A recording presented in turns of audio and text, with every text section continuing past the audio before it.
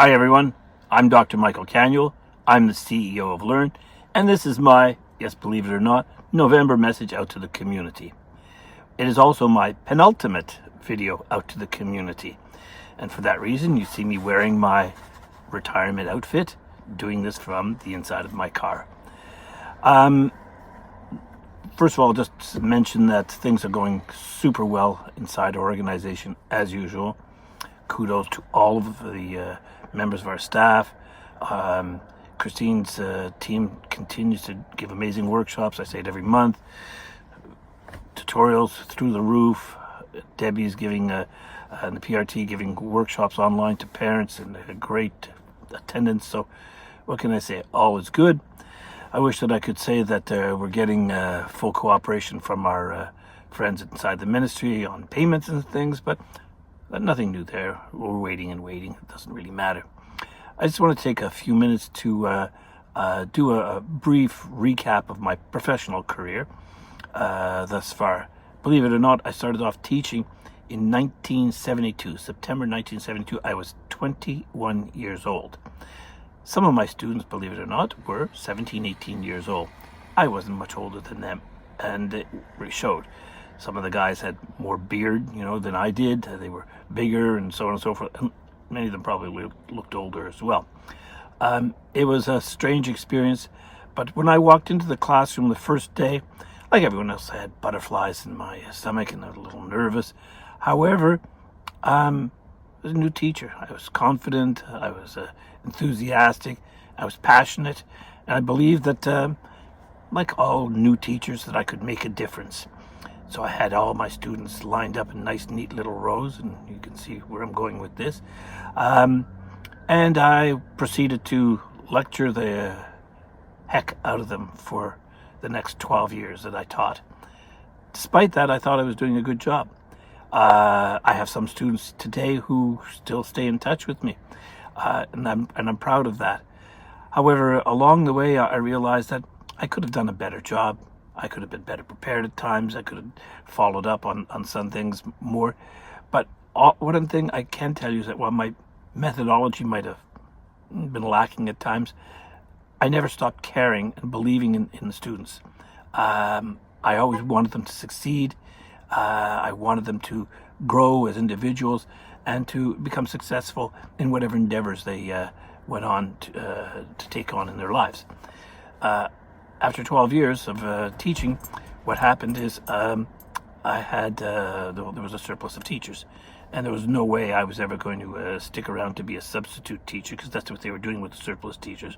I just couldn't see myself being a replacement teacher for years and years.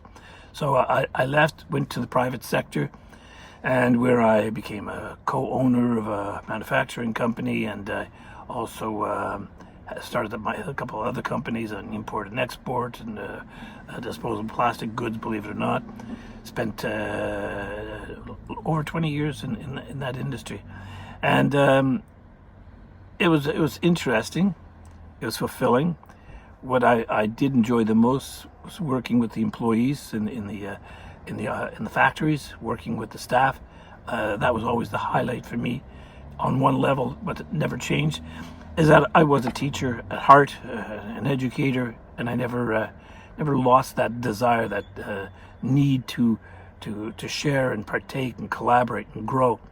Well, when the opportunity came up for me to take on the role as CEO of Learn back in 2005, I jumped on it.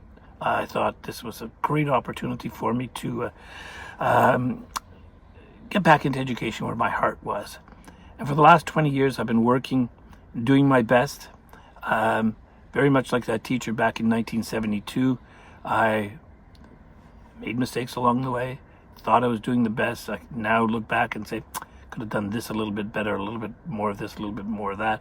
But a couple of things that haven't changed is that I do care and continue to care for students, for the staff that we work with, for all those people who are engaged passionately in trying to create a better world for our kids. I think we have a lot of work to do on that level. I think we've missed the boat a few times, and for that I'm disappointed.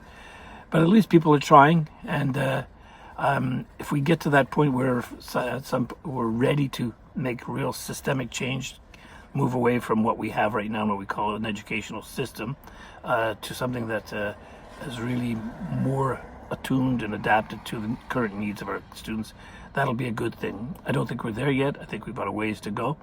But as long as people continue to care and they're passionate. The last thing I'll say, based on 53 years of experience, is don't forget to be humble. I forgot along the way at times, and I couldn't say it was perfect. But I recognize that I did make mistakes, that I could have done things better, and that I'm always ready to move on and to change and to improve. That hasn't changed. I'm not falling off the map, so don't worry. I will be around in one way or another. But I'll finish off in my last video in December, announcing the new CEO has been selected, but I can't announce it yet. I'll announce the new CEO then in my last video, and I'll put out my words of thanks and appreciation to all those who have helped make my professional career the success I think that it has been. Bye for now, everyone, from the inside of my car and with my puppy in the background.